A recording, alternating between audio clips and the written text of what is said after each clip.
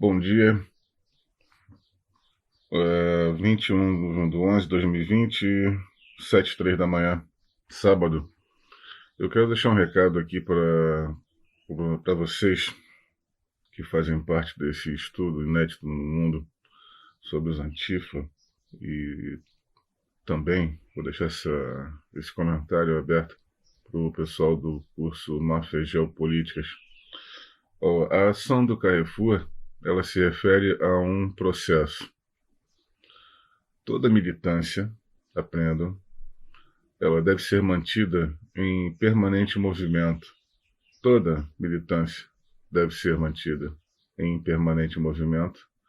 E movimento, entendam, não é apenas um movimento no sentido externo, público, na rua.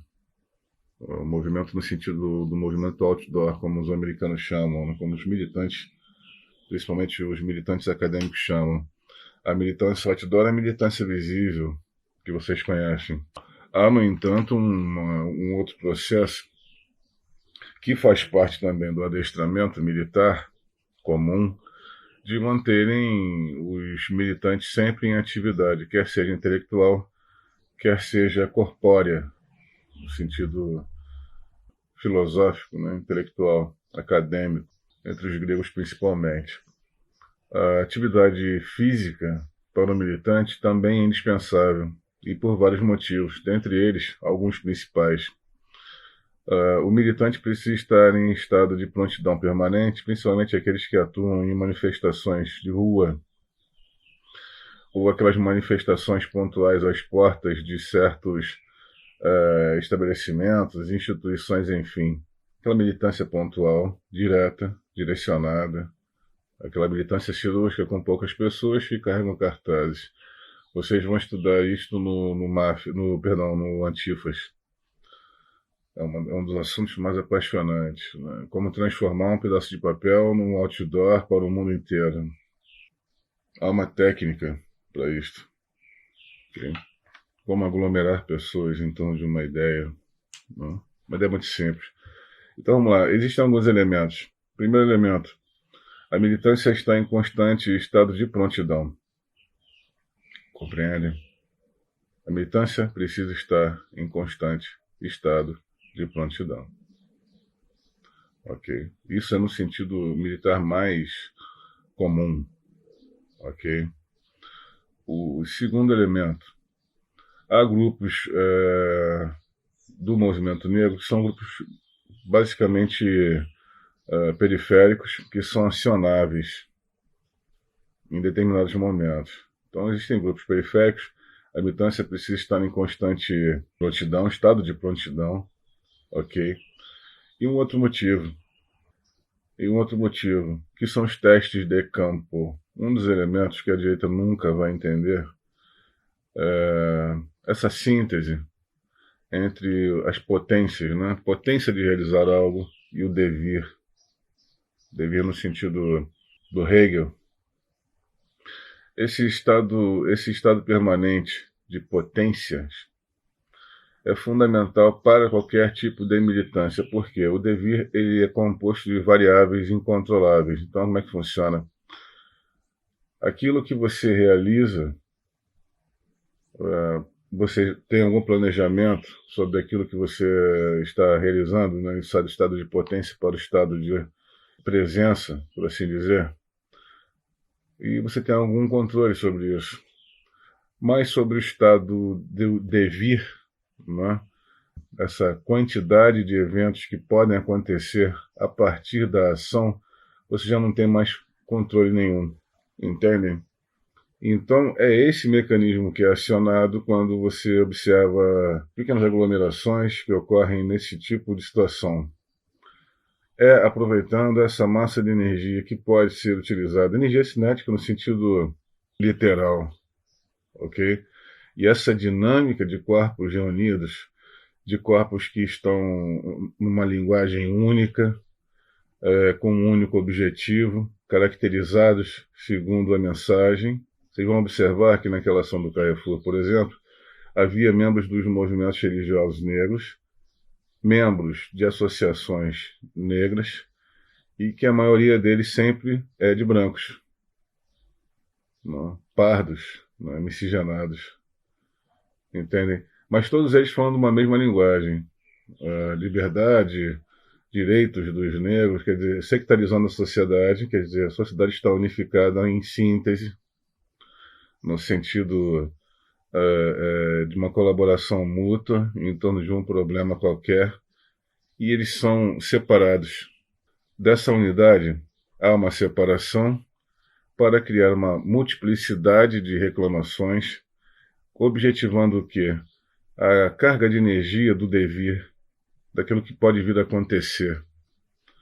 Então, esses elementos eles são considerados por todo especialista em manifestações, todo especialista em motivações políticas, enfim. Essa engenharia das manifestações é algo que nós precisamos estudar profundamente no Brasil. Não há esse estudo, pelo menos no aspecto científico, ainda não consegui, ainda não conheci nada interessante, né? Eu tive que criar isso. Precisamos muito, muito, muito mesmo de gente especializada nesse tipo de engenharia. Então o que acontece? É uma militância mantida em estado de alerta. Faz parte da doutrina da militância. Um segundo elemento, Dia da Consciência Negra, ele tem que se tornar um marco histórico. Entende? Essa militância está desanimada. Os Antifa e o movimento negro no Brasil estão aguardando ansiosos por um momento, uma causa que possa ser transformada então em grande turbulência social que culmine então numa guerra civil para derrubar tudo. E o presidente Bolsonaro não vem concedendo essas potências de ação. A economia não está afundando. Entende? O capitalismo está representado ali no Carrefour. É uma empresa com nome estrangeiro que passou por esse pequeno acidente. O sujeito nem policial é. As situações em si não criariam nenhum tipo de potência por si só. Então eles precisaram incidir com sua massa de potências e atos para criar uma nova massa ou uma nova dinâmica de resultados positivos para eles. Então, quer dizer, há toda uma engenharia por trás desse evento. A imprensa, massificando esse fato, quer inventar para o público brasileiro que há um racismo institucionalizado, um racismo no sentido histórico do termo aqui no Brasil, coisa que não é. O racismo no Brasil ele é eventual e diretamente conectado com a condição econômica do sujeito. Porque ninguém é racista contra o Pelé. Ninguém é racista contra um Gilberto Gil. Mas você pode interpretar como inferior aquele pretinho que é ajudante de pedreiro e que quer casar-se com sua filha loirinha, estudante de medicina. Mas aí já não é racismo. Já são outras considerações emocionais e também de instintos de preservação. Enfim, por trás da palavra racismo existe também uma miríade muito confusa de sentimentos e justificativas muito lógicas. Ok? Então esses eventos, eles são fabricados pela militância. Não é possível determinar que todos os membros façam parte de grupos muito bem organizados. É possível que seja uma mistura de vários pequenos grupos que, sem ter o que fazer no Dia da Consciência Negra, vocês vão observar principalmente que algumas daquelas pessoas já estavam vestidinhas para o evento. O pessoal vestido de branco, né, com adereços carnavalescos, né, caracterizados, enfim. Eles estavam prontinhos para a ação. Muito interessante. E culminou da vítima daquele acidente ridículo, que aquele é um acidente ridículo, né? Da mesma maneira como foi a questão do George Floyd. São acidentes ridículos que são transformados em catástrofes humanas internacionais, né? Quer dizer, vai percorrer o mundo, porque não admitimos a morte de uma pessoa. Admitimos a morte de vários bebês ainda no ventre de suas mães, admitimos o abandono de idosos, admitimos uma saúde hoje, uma medicina hoje de péssima qualidade, para os anônimos que não podem ser, por enquanto, transformados em mecanismos de militância. Mas não podemos admitir a morte de um homem com antecedentes criminais e que, porventura, tenha sido mal interpretado e cuja ação tenha sido mal conduzida por gente despreparada. E isto nos comunica o seguinte: estamos nos tornando profundamente hipócritas, como nunca fomos antes. A mensagem que eu quero deixar para vocês é a seguinte: em quaisquer circunstâncias, não é possível um levante negro no Brasil. Por quê? Porque somos um povo altamente miscigenado e porque o negro brasileiro, infelizmente, e por culpa do próprio negro, ainda está ligado a objetos outros, como a criminalidade e a falta de responsabilidade quanto ao futuro. Os mais palpadores não são negros, os grandes consumidores da alta literatura também não são negros. E é tudo que o movimento negro precisa manter. Gente fora do mercado da alta cultura, para que esses sejam instrumentos de ação dos seus mobilizadores, né, comunistas. Ok? Então, não há uma articulação direta do George Soros, como os histéricos presumiriam.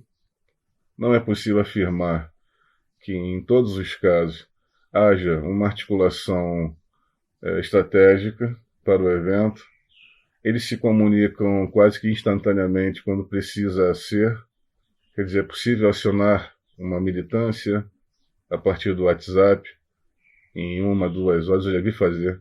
Eles já estão concentrados num ponto. Ok? Para quem estuda no Antifas, sabe muito bem que essa pirotecnia é indispensável, quer dizer, o fogo é indispensável, a confusão sonora também é indispensável. Então, quer dizer, que há pessoas do Antifa dentro desses grupos, há. No mais, na maioria das vezes, esse tipo de evento é muito ocasional. É um evento, basicamente, um exercício de campo. Aprendo. É um exercício de campo. É um treinamento para avaliação de resultados. E isso tudo é documentado, vira artigo, vira uma série de materiais para alimentar o acervo cultural da esquerda. Ok? Eu tenho uma série de propostas. Simbolicamente é uma ação contra o monstro, que é o lucro, né? O lucro capitalista. O objetivo é atingir, né, o inimigo monstruoso, que eles precisam fabricar cada vez mais monstruoso, além da sua própria capacidade de monstruosidade intrínseca. É uma ação afirmativa? É. Mas vocês já pararam? O pessoal responsável, tanto por apagar o incêndio quanto pela faxina, é basicamente formado de negros, ou de pardos, mulatos, quase negros. Entenderam? Então, esses objetos separados devem ser reunidos e deve-se buscar uma unidade em torno deles que os consolide. Então, ok? Essa tarefa de vocês, para isso vocês do curso Antifas estão sendo preparados, tá? E no mais nós vamos tratar isso. Isso vai ser um case que vai ser debatido com os alunos, tá? Eu já estou me preparando para a gente começar a discutir isso nessas categorias de observação. E no mais, desejo a vocês um ótimo fim de semana e não se desesperem, tá? Não é possível um levante negro no Brasil. Todos os ataques que estão sendo realizados hoje em nome dos negros não tem apoio algum da massa negra na população. O negro brasileiro, ele é um trabalhador por excelência. Por quê? Vou explicar a vocês. Nas origens, na África, grande parte deles era ligada as atividades da terra, né? Eles eram camponeses, sociedade bem primitiva ainda, no sentido econômico das trocas, mas é uma sociedade que é uma sociedade ainda hoje na África. A África ainda é uma sociedade cujo status, o trabalhador braçal, o fazendeiro, especialmente o camponês, ele ainda está numa categoria de elevada importância, mas porque a religião deles é a terra, né? É muito ligada ao cultivo da terra, a elementos mineralógicos. Então, todo aquele que se dedica a essas atividades laborais de transformação da terra tem grande status. Isso foi transferido na memória, passado geração após geração. Então, o negro brasileiro ele ainda se sente muito dignificado com a atividade de trabalho, e quanto mais laboral, mais dignidade e mais aumenta o seu status dentro da própria comunidade negra. De que vocês forem numa escola de samba, num grupo afro, enfim, o que for, vocês vão observar que aqueles que são os mais respeitados são aqueles que têm mais atividades paralelas, atividade lúdica, sabe? Onde está subentendido que o sujeito trabalha muito com os braços, com as pernas, né, com o corpo, entende? Mas esse assunto para outra hora. Forte abraço a vocês e um ótimo fim de semana. Até a próxima.